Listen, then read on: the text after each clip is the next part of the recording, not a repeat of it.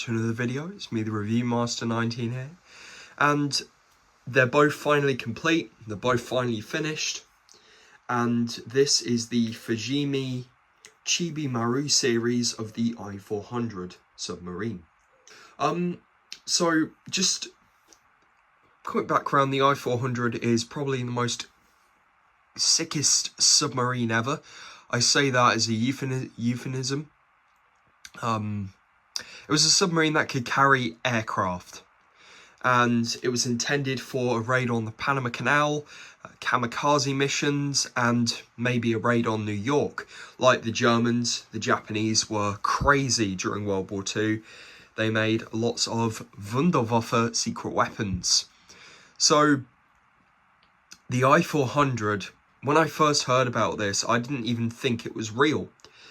And then I watched a documentary, and I was just blown away. These things existed. There were 18 prepared, well, planned, you know, the word planned, and only, I believe, 5 were actually made, but only 3 actually made it to production. I400, I401, and I can't remember the name of the other one. I do actually have the box. I'm sure I'll put it in the link in the description. But anyway, these were submarines that could surface, submerge, carry aircraft, 3, mind you. And these are full hull series. I custom made the stand. Actually, let's have a look at the stand first. We'll remove the Sentoku class submarines. So the stand was basically just a regular Fujimi stand from my old, well, not old, but you know, Yamato or Shinano or whatever. And then I decided to use the stickers. So you got I400 and I401. And then if my camera becomes my friend today, you've got a tiny little Hinamaru sticker. And this was originally black, but I painted it blue to give it a sort of like wave effect, and then I squiggle some lines on because, you know, that's cool. So the I400, in the kit you get 2 of them when we did the unboxing, and as you can see, they're really nice. So you don't have to paint them if you don't want to. I chose to paint them because, you know, painting is cool and it makes it a bit more accurate. So I used IJN Curie Arsenal Grey, and I used the stickers as well. So you can see the I401 there, and if we look really deep, we can actually see the etching for the anti-sonar paste that they put on. Now the I400s were heavily armed. They weren't like the U-boats with the Vintergarten platforms like the 7C-41s. So you had 3 triple-mounted anti-aircraft guns and 1 single-mounted anti-aircraft gun on the sail, and then you had a massive deck gun right on the end. And this thing was powerful. It could probably take down a ship. So you've got the propeller guards here, which were a real pain to put on, and then you've got the tiny little rudder. And this is my fingernail, so you can understand how tiny this is. You've got some really nice detail there. Now, there are no torpedo tubes yet because, well, this is the waterline. So you've got these hydroplanes, or dive planes, and they do move a tiny bit. I don't even want to move them because I'm scared of breaking it. And you've got the micro Aichi M6A1 Seiran. Yes, it was very difficult to paint. It was actually really difficult to paint all of them, actually, because if you see the hangar, you know, you got 2 stored there. It's a shame that you can't store all 3 in, but, you know, you can have 1 folded up and ready to go. So we'll have a look at the Seiran in a minute. What I'll do is, propeller guard just came off. We'll just remove the Seiran, which in Japanese means ninja, flying mist. So the propeller guards are absolutely tiny. I should probably be using tweezers for this, but the hangar door came off. So, fun fact for you about the I400. It was captured by the American destroyer USS Blue, I believe. And it was a powerful beast. I mean, this thing was mad. I mean, the Japanese were actually planning a germ raid on the American mainland. But never happened because, you know, germ warfare is a war crime and it's a crime against humanity. So I'll just simply put the little anti-aircraft gun. You can see how tiny these things are. I'll just leave that to the side. So you can see these massive things here. We got an anchor, by the way, but it had a catapult and this was steam powered. And there's a crane.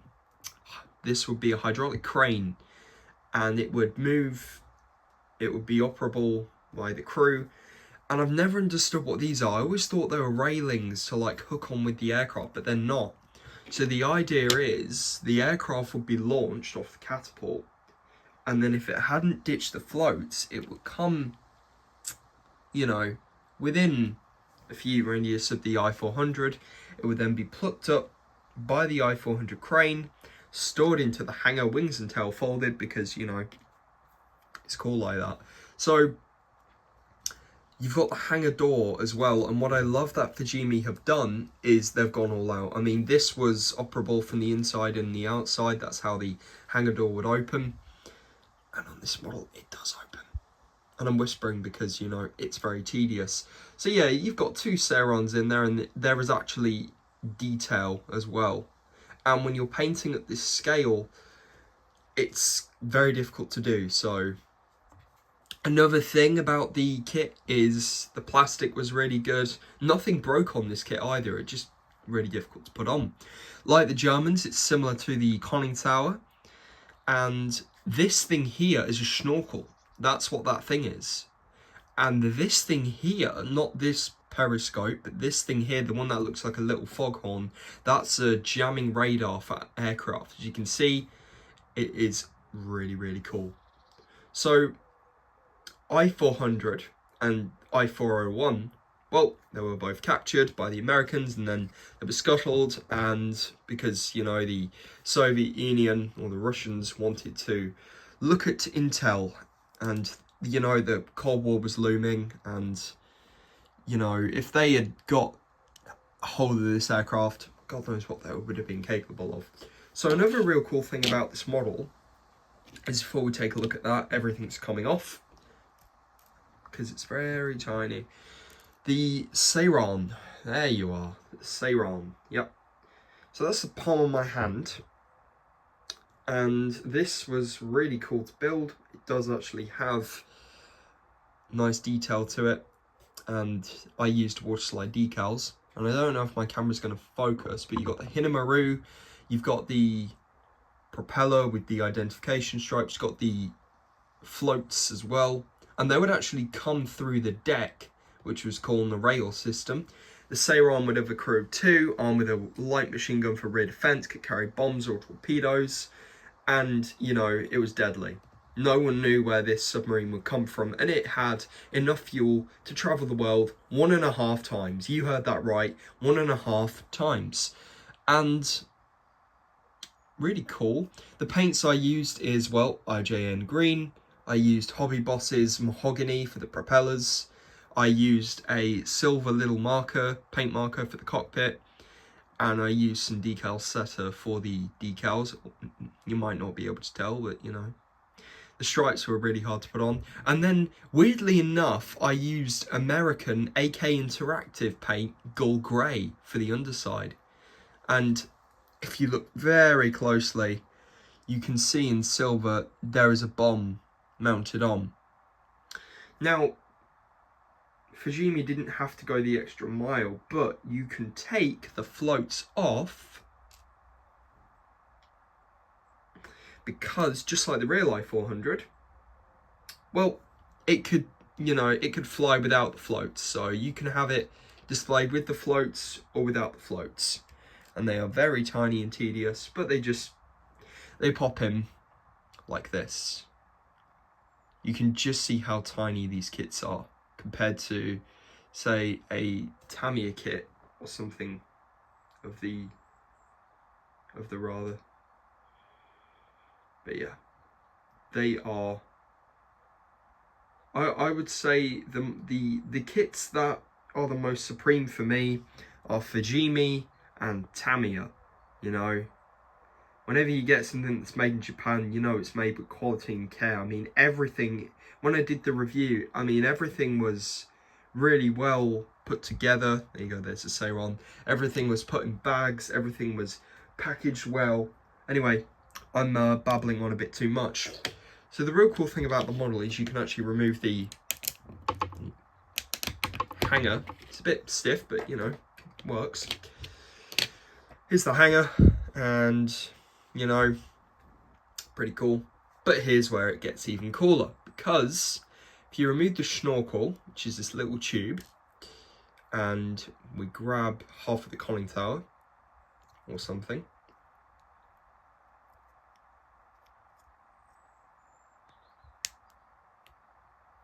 something's happening. There you go. So you can see the hanger there, and you got the Seiron folded up, ready to go for an attack. And then, for some weird reason, there's the other Seiron, which isn't supposed to be out. But there you go. And that's how they would fold them up. You know, they fold the wings and tail and whatnot. You are supposed to go in there, but unfortunately, because of how tight this is, it sort of broke. So, but yeah, pretty cool. Another thing you won't be able to notice, but on one of these, I don't know if it's the I401 or the I400, but the propeller on one of the aircraft is broken. So the heavy application of paint is, well, that's why it's there. Really cool, you know. So you can display this with the hanger open, and it's just a joy to know that, you know, you can show someone this model and you'll be like, you know, oh, look, you can actually remove the hanger. And they're like, what? A submarine that can carry aircraft? I've told plenty of people about this, and trust me, they look at me and they're like, that didn't exist. The Japanese or Germans didn't have that technology, but they did. But they did, and this actually existed, you know? But definitely a really nice kit, you know. The hanger, these things are really tedious to put on. I was scared to put it on, but if you ever do get the kit, just put it on, but don't extend the hanger like that. Just gently open the hanger, and there you go. So we'll have a look at the I400 now, which is the primitive version. By the way, the hanger just simply pops in like this. You just push it down. No need to fear about anything breaking or snapping. It's Fujimi, so you can't go wrong. And then the snorkel just goes in there. And the snorkel basically allowed God, I'm talking about U-boats because it's German technology, isn't it? The snorkel basically allowed the I400 class submarines to actually go in that post. Lots of editing will be done on this video, so yeah, we'll do it later. We'll do it later. But the I400 is exactly the same. There's nothing new. You know, it's nice that you get two of them. So we'll have a look at the hulls now. The hulls are painted in Revel Hull Red. And you can actually see the I400 was armed with 8 torpedo tubes. Focus camera. Otherwise I'll fire torpedoes at the camera. Oh, what am I saying? Anyway, we have fun on the channel. So 8 torpedo tubes, 4 in each, so it could defend itself against ships. And my God, these were massive. These were absolute behemoths. And I got the propellers there, painted in gold. Don't look at this one because the rudder and the hydroplanes, stern hydroplanes, you want to look at this one. So really cool. So let's put it together.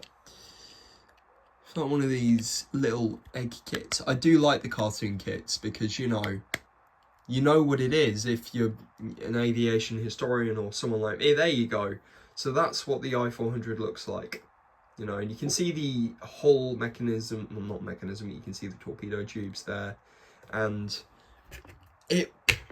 I made the stand, so, you know, you can display it like that or something. But, you're not really going to see the hull, you know, out of the water. So that's why I have them on waterline. And I have the hulls, you know, next to me, ready to be used or whatever. But yeah, really cool. So I think I've gone over everything. If you want to see the unboxing I did of this model, please feel free to check it out. It's I tell no lies on the channel. I did use ChatGPT to make me a thumbnail because I wanted it to look really cool. And ChatGPT has its good things, but I don't use AI in any of my generation of my videos. I just use it for thumbnails and whatnot. I try when I can to make thumbnails out of my original skins of videos. But anyway, without further ado, take care, and I will see you in the next one, which will probably be another review of an I400. Who knows? Anyway, dive down, and I will see you in the next one. Take care, guys.